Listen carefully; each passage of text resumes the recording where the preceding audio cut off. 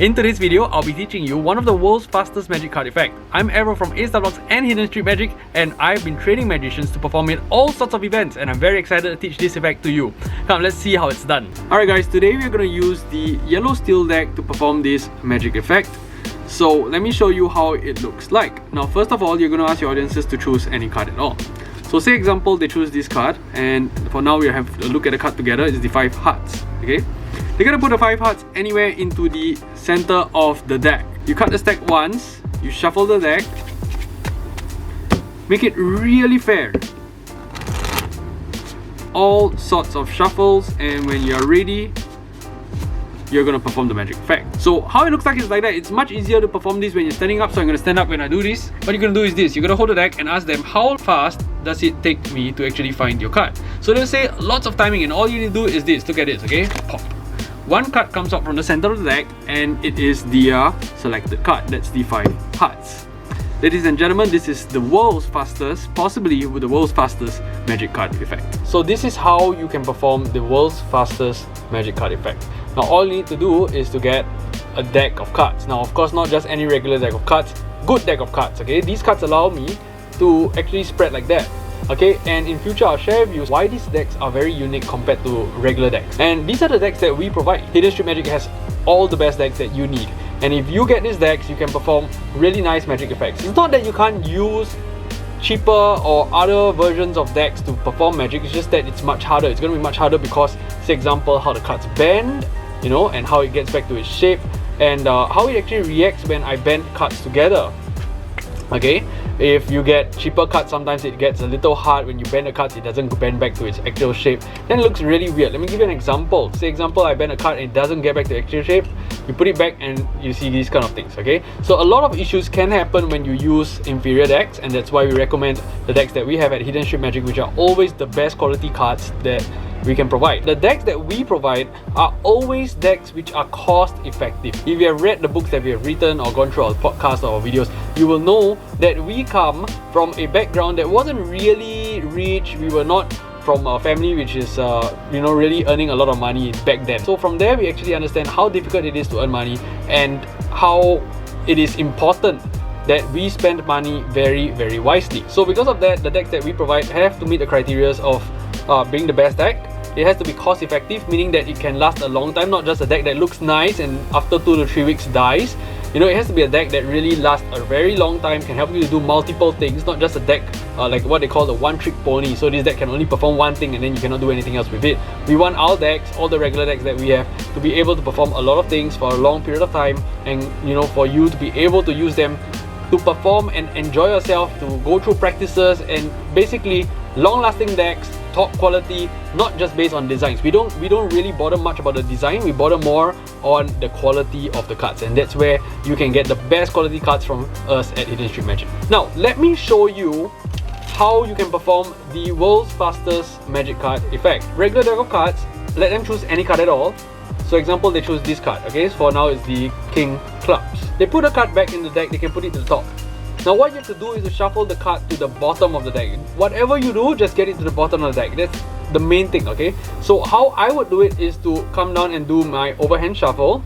And once again, I would like you to let us know in the comments below if you really need a session with us or a video with us teaching you how to do basic shuffles, Hindu shuffles, overhand shuffles, Pharaoh shuffles, okay, riffle shuffles, all the form of shuffles. If there are many people who need it, we will actually make a video for all of you. So what you have to do is this: put your hand here, your thumb comes in here, pull down the top card, okay, and now the selected card, this is their selected card, right, because you placed it on top. Pull it down into your hands and shuffle the rest of the cards on top.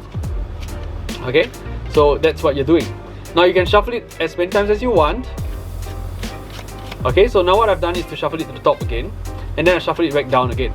Okay, so it's a very simple move. Stacks of cards, once again, it's here at the bottom. Stacks of cards dropping down. When I come closer to the top few cards, I pull the cards down in smaller stacks, making sure that I retain the last card and just dropping this last card on top. Okay, so that's where you get the last card to the top and then to the bottom again, pulling down the top card to the bottom and shuffling all the cards on top. Okay, now one of the best ways you can perform this, if you're afraid that they know that you're controlling the one card. So I give you an example. If you ask them to put this card on top and I do this shuffle in front of you like that, you will know that I'm controlling one card from the top to the bottom. So one of the best ways to hide the fact that you're doing this is to actually turn your body this way. Okay, so I'll show you an example. This is their card. They put it down this way. Now when I'm holding it this way, it is no longer apparent that I'm pulling only one card. Okay, or it's much harder for them to see that I'm actually putting down a certain card or a stack of cards. Okay, and of course that's where the practice comes in. You have to do it very fluently. We're not asking if you are going to do it like in a haphazard manner, like that, in a very weird manner, they will notice something. But if you're going to do it like really casually, okay, then it's okay. Alright, so that's the basics of how you control the card to the bottom. So remember, ask them to put the card to the top, press and hold the first card, bring it down to the bottom, and drop the rest of the cards on top. Okay, and you can do the same thing here. You can do it a few times. I'm just bringing the card back up and down. So once you're done with that, you've got the bottom card in position. You are going to tell them that you are going to perform the world's fastest magic card effect, and you're going to ask them, how long do you think it takes for me to find your card? So the question is, how long do you think it takes for me to find your card? Now while they are discussing or thinking of the value or how many seconds it's going to take, you have to be prepared. How do you prepare yourself? Your hand is here, you're holding the deck this way. What you want to do is your two fingers, okay? Your two fingers come and wraps over to the front surface of the deck. Okay, so usually your fingertips are at the end here. Now you're going to actually extend it a bit more. Okay, so it's just like a claw machine, you're going to extend it a bit more. We've got two fingers at the top. These are like the, if you remember in tutorial 1, I taught you about the Spider-Man hand, right? So it's like, you know, you're pressing the web out and it looks like that. So you're pressing this way. So these two fingers come to the front here and overshot the front. And then your thumb comes over and overshot the back too. Okay, so you're actually holding the deck much deeper into your hands. Okay, so you're holding the deck much deeper into your hands. So let's go through this again. You have controlled your card to the bottom. You ask them, how long does it take, or how long do you think it takes for me to find your card? Whatever reason they're saying or anything, that is basically a distraction for them, not you. Okay, what you have to do is to get your fingers into position. Now what you're going to do next is this. Look at my hands from the side view. Your thumb here is going to pull off half the stack, and that's where you need a good deck of cards. Okay, if you are going to get a deck of cards which are sticky, which are hard to control, which are too hard, which are very hard to handle, you're going to get inferior quality cards that may look so beautiful, may have the best designs, but they cannot actually split this way, or the cards become, you know, too slippery and it slips off too fast. You cannot really perform this confidently. Okay, so the move is as such. I want you to focus on my hand. I will use my thumb to pull up this half, and at the same time I will hold, these two fingers will hold onto the front of this card, okay, this portion here. So I'm holding onto this and I'm pulling up this stack here. Now the whole move happens like that. I'm going to show you first and then I will break it down into smaller parts. Okay, I'm going to jerk my hand up, okay, down first, sorry, down, and when I go down and then when I come upwards, I will come up in a single motion to pull out this card and flip it in as such. So I end off like that. From here, you're going up, pop, okay, and just rest this top stack on top of the card. It's okay if your bottom stack or your front stack is a little messy, it's okay, because what really matters to them is within that sudden poof, they are able to see that their card appeared in mid-air and also in the middle of the deck. So this is the world's fastest card magic effect. I hope you like it. Let me go through the small parts of this effect slowly again.